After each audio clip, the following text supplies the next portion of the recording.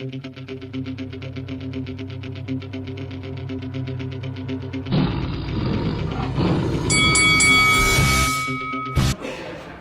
this is Frank Warren. You're watching Lights Out.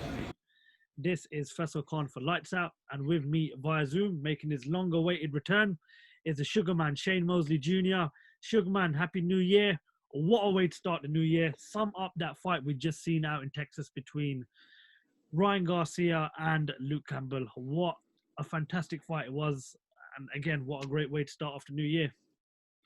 Oh, man, it was a great fight between Luke Campbell and Ryan Garcia. I think we got everything that we asked for in a fight. You know, we got knockdowns, we got competitive fights, and we got a knockout.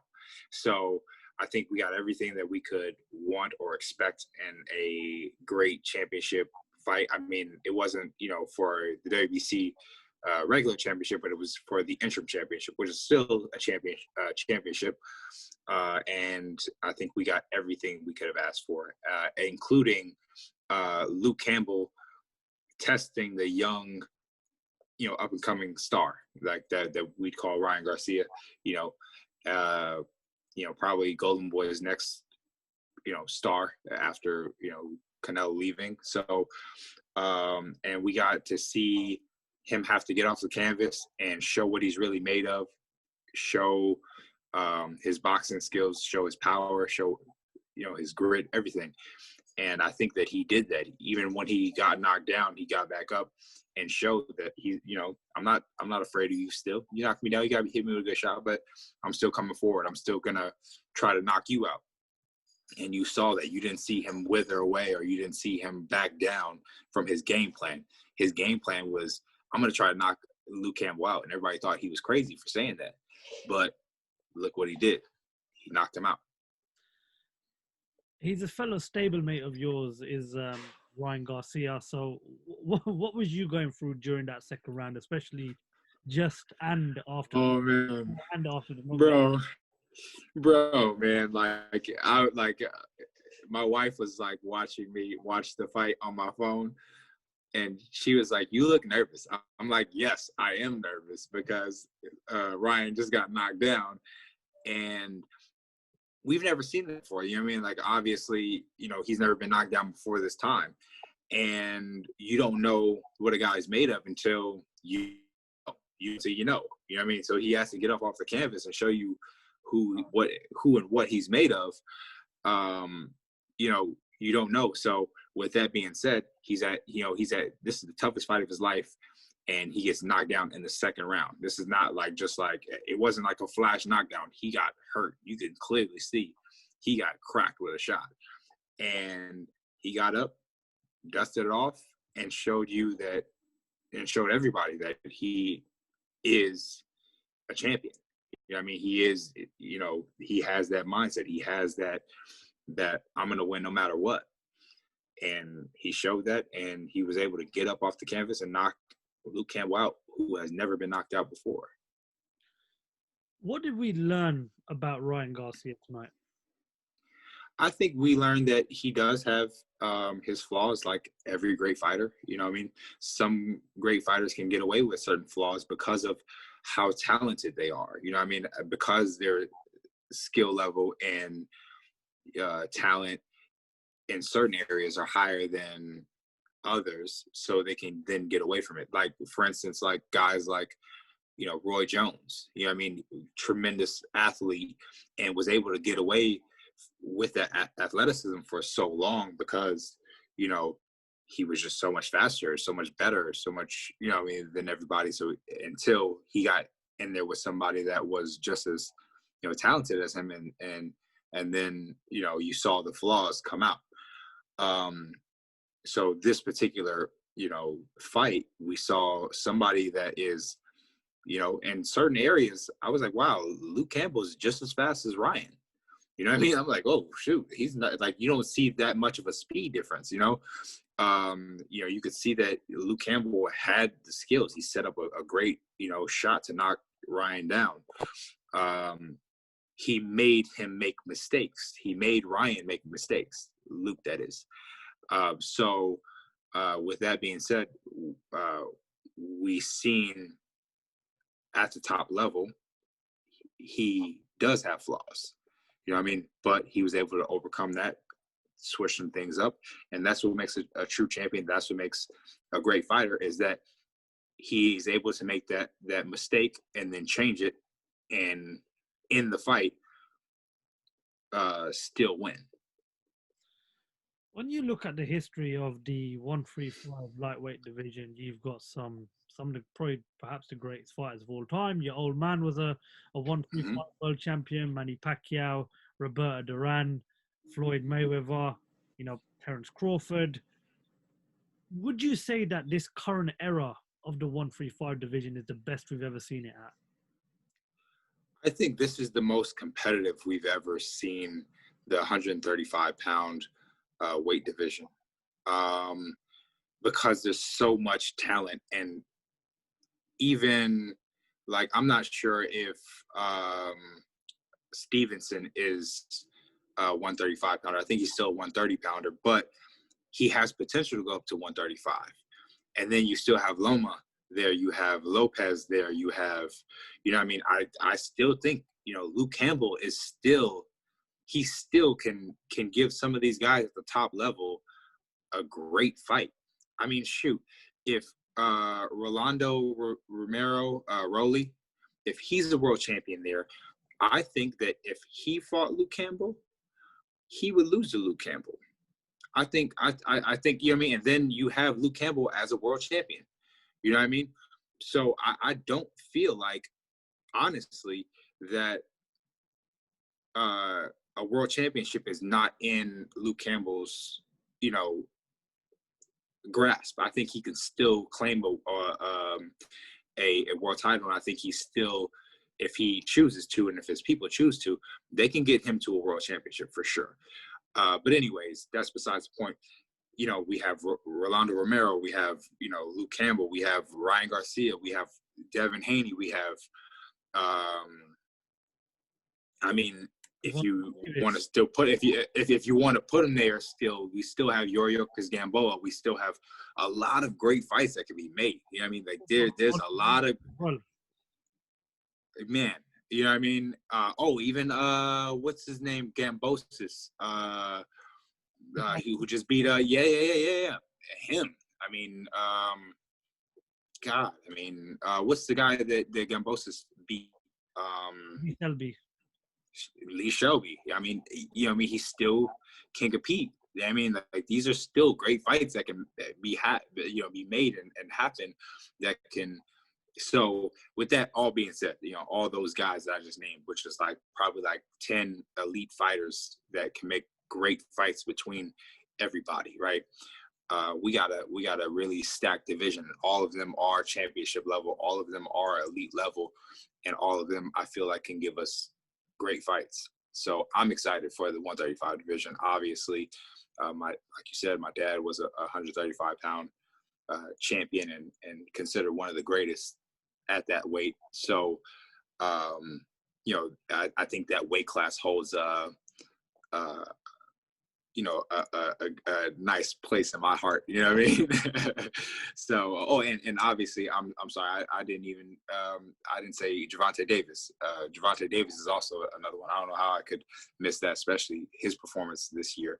And one thing I can say about this year, about that particular, the top guys in that weight class, which is Gervonta Davis, Ryan Garcia, Teofimo Lopez, Gambosis, all those guys, when they were tested for their toughest fights, they were able to come out victorious and have standout performances. Every single one of those top guys. Gervonta Davis, probably knockout of the year. Teofimo Lopez, he had, a upset of the year probably. You know what I mean? We have Ryan Garcia with a knockout of somebody that has never been knocked out before. Devin Haney, I think he looked phenomenal against Yuriorkis Gamboa. No, he didn't knock him out, but he did win every single round flawlessly. You know what I mean? Like, Gambosis. He was able to pull out a fight that he wasn't really supposed to win. You know what I mean? So we got all these guys that are there, and when they were tested for their toughest fight, they were able to come up and show out. And I think that shows how exciting that weight division is going to be, because when they face each other, who's going to come out victorious? Because they've all showed us that they can show up when necessary, and they can show up and be the best that they can be. Now just imagine they do that on the night when they all fight each other. Then we have fireworks. What is the number one fight in this division that needs to be made next for you? Wait, me as like a fighter or in this weight division?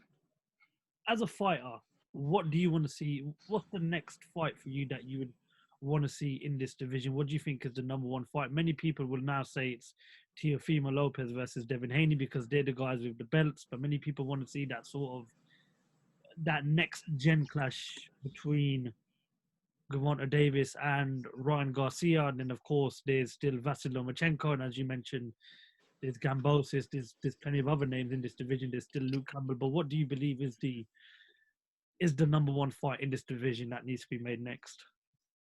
The number one fight, I think I'll give you my top two.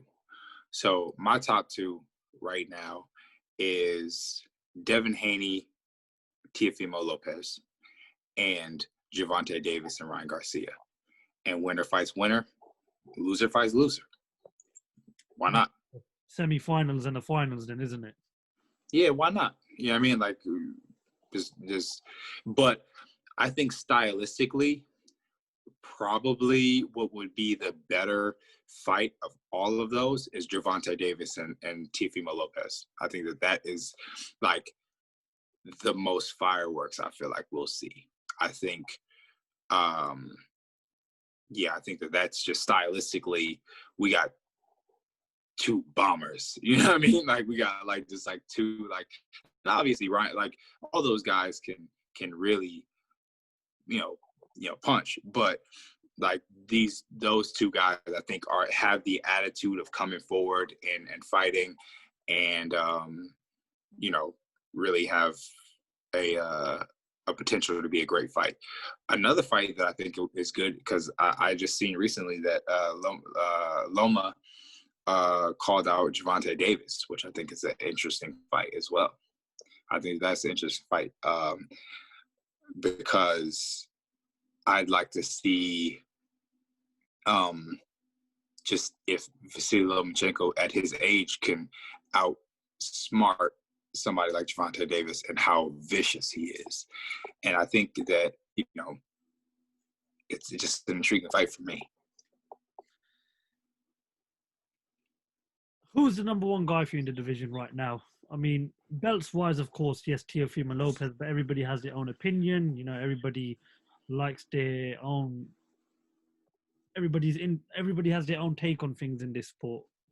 You know, which style, which personality, which persona, you know, which fighter would you put at the top of the tree in this division right now, judging by what you've seen on their last performances? You know, like I said, all of them, I feel like aced their tests, like, and with flying colors. Like, you know what I mean? Like, to be honest, I think the most talk, obviously, for good reason, goes to Teofimo Lopez, with good reason. I think he has every claim to be the top guy, absolutely. But you know, Devin Haney is up there. You know what I mean? We see the skill. We see, you know what I mean, Gervonta Davis is up there. You know what I mean? Like he's a killer. Ryan, in my opinion, is viewed. Gambosis, fast hands. You know what I mean? Like great boxer. I mean, like, and just a tough dude. You know what I mean? But I think who is, in my opinion, and this might be just like I said, because I know him and things like that, I think he's viewed as a lot like, oh, you're just the pretty boy. You're just, you know what I mean? Like, you're just the kid that like uses this for publicity. You know what I mean? Like you know what I mean? So for me, I think I hold that a little bit closer because I know that that kid has something special. He really does. And not saying that he's the best in the division. I think he's just the least expected, like in the boxing community, like as far as like, you know, like everybody who like, you know, like I guess talks about boxing or is in boxing, they all say, oh, you know, he's just a hype job. You know what I mean? Like Ryan is. He's just a hype job, you know, but I think he really has something. And I think if those guys at the top level, if they underestimate him, he will be the dark horse and he will end up coming up being on top if they choose to take him lightly. Like if Gervonta Davis takes him lightly, you know, I think that he will get beat. I like, you know what I mean? I don't like, I honestly don't know what would happen, obviously, because I mean, he just got knocked down by Luke Campbell. And if Gervonta Davis would have landed that shot, we don't know what would have happened. You know what I mean? Would he have gotten up? Who knows? You know what I mean? But I'd love to see the fight. And I think if Gervonta Davis just goes in there and thinking, oh, I'm just going to walk over this kid, then he might be in for something that he wasn't expecting. You know what I mean? So, I mean, shit, everybody thought that Luke Campbell was too much for him. I mean, shoot, Eddie Hearn was like, he's crazy for thinking that he could beat Luke Campbell. Was he? I mean, Eddie Hearn, he's been with Luke Campbell a long time, so I can understand why he had absolutely taken Luke Campbell. And as we said before we started, this Luke Campbell, you know, Olympic gold medalist. He's fought the best fighters in this division. He's never been knocked out. So I can understand why Eddie Hearn was very confident and why he thought Luke Campbell would possibly even knock out Ryan Garcia. And he wasn't far off. It wasn't far off. No, he wasn't wrong. I mean, shoot. I mean, he had me nervous, so I'm not gonna lie. Well, it's exciting times, especially for this 135 division. Shane, you ended 2020 with a win. You know, 2021's a big year for every fighter in the sport that's, you know, got world title, you know, ambition. So what are we expecting to see from you in 2021? And you fight under the same stable as Ryan Garcia. So when can we expect to see you next out in the ring? I mean, hopefully really, really soon. When I find something out, I will most definitely let you know. I have a feeling that I will be letting you know pretty soon. But you know, I'm excited for what 2021 is to bring. I think there's a lot of good potential out there for me to you know, move up there, and yeah, I'm excited for 2021. I have to say. Well, one final question, Shane. I mean, it's a long shot, but we've seen Mike Tyson and Roy Jones Jr. come back into the sport. Evander Holyfield's talking about a potential return, and all of a bunch of former other stars are looking to come back in. What's the chances of the old man perhaps making a comeback into the sport? I mean, has he looked at these fighters coming back in and thought he fancies, you know, one last sort of crack at it? I mean, you never know. Like when you're a fighter, I think that it's always something that crosses your mind. I actually have never asked him if he wanted to come back, you know, and fight again. But I know, because I know him, I know how competitive he is. He might see some of these guys out there and be like, "Oh man, you know what? I'll do it again." You know, like so. I definitely think that it's not very far off. If it were up to me, I would say I hope not, because, you know, I think when you get too caught up in that, I think your ego and all those things get involved, and I think it's unnecessary. You've already proved what you need to prove in boxing. Even for like Mike Tyson and Roy Jones, I thought the same thing. I thought like, you guys are like, what do y'all have to prove? You guys are both legends. Like, you could say their name anywhere and people will know who they are. If you say Roy Jones anywhere in the world, people will know who Roy Jones is. If you say Mike Tyson anywhere in the world, they'll know who Mike Tyson is. You know what I mean? So it's like, what do you guys have to prove at the end of the day? Obviously, as a fight fan, when they said it was announced, I was like, shit, I'm buying it for sure. You know, like, of course I'm buying it.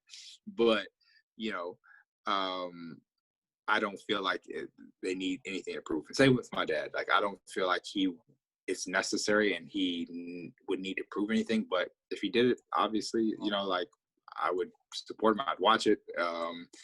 And I would want to see him win. But, yeah, I hope he doesn't. Never say never in this sport. Shane, thank you very much for your time. It's good to finally catch up with you. I really appreciate Man. jumping on at this time. It's currently nearly 5:30 in the morning UK time. Oh man, I appreciate you for jumping on this call with me. Appreciate you giving us your time, Shane. You've always been good to Lights Out, and hopefully, you know, once you get the next fight out of the way, we'll start off boxing talk again. Those famous Friday night sit downs, and we'll start picking. Yeah, man. But from all of us at Lights Out, best of luck in 2021. We hope it's a better year than last year. We hope you keep it safe. We hope the families keep it safe, and we look forward to keeping in contact with you. And we look forward to seeing you back in the ring sometime in the next few weeks or the next few months, hopefully. Yeah, man, for sure. Top man, Shane, thank you very much. Talk to Lights Out, and we look forward to speaking to you soon, brother. All right, man. Peace out.